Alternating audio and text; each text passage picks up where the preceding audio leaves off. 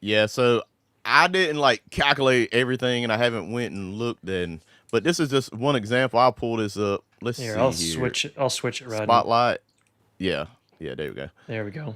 Maybe I can see it now. So as you can see, just this one example in time here. What date is this? This is today, I think. Yeah, this is today. So today at 11 o'clock at my parents' house. I put some panels on that solar pergola. I made some videos of that if y'all want to go check it out on my channel. But as you can see, some of these panels are pulling 163, 141, 158 watts on the same string as another one pulling in 208. So that's what, 30 or 40% different. So I'm gaining 30 to 40% better on a few of the panels, like what, three or four of them. One of them, I got to go check it out. I've got a problem with it. It's not communicating, and I've just never went and fixed it. So I guess I need to go take that apart to B8. But you can see the other ones are pulling in over 200, and the ones that's in the shades only pulling 100 and something.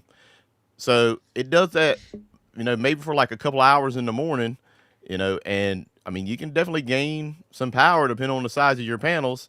And I did it just because I saw shading on my parents' roof on that pergola whenever I was installing it. So I went on ahead and put it on. There's different parts of the day, like that the things will just be just a little bit different. And I want to pull in as much as possible. And let me see if there's any other spot here. And even on these over here, these are different size panels on my alpha, I guess. The A side of the string, I got different size panels. So you can see pulling in 167 and 209 at 10 o'clock in the morning. So, a little bit of a difference. So it definitely works, especially the more panels you have. It's really going to make a big difference.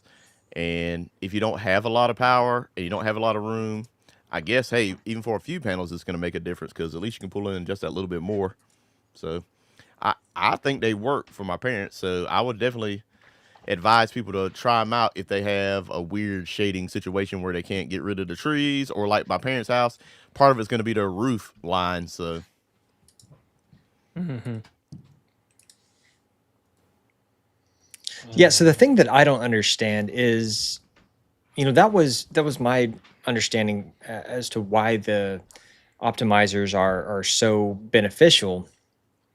But then in talking, I think it was when we had Dexter on, it almost sounded as if, well, the panels kind of do that anyway. So that's where I'm still confused. It's like I don't really understand how now, beneficial. what they do is they try to bypass the spots that are shaded, I think with the diodes or something like that. All right. But I still think it's only going to pull in as much as the lowest panel. All the panels are still going to be at the lowest, but each panel is trying to individually, I think, bypass as much as possible to Hmm. get as much as possible, is what I think that means. I think we need some Not that I'm an experiments. expert, but you see, like right now, I mean, it's not up on the screen anymore, but I pulled up a different day and it's pulling in 133 watts on these panels when it's shaded, and 144, and then the other ones are pulling in 190. And I think what Hmm. he's saying, without the optimizers, whatever it is, one that's pulling in the least, they're all going to pull in that least amount, but it's trying to pull in as much as possible with those diodes. I think that's kind of bypassing the shaded spots. If I might be wrong, you guys in the chat, let me know if I'm wrong about that.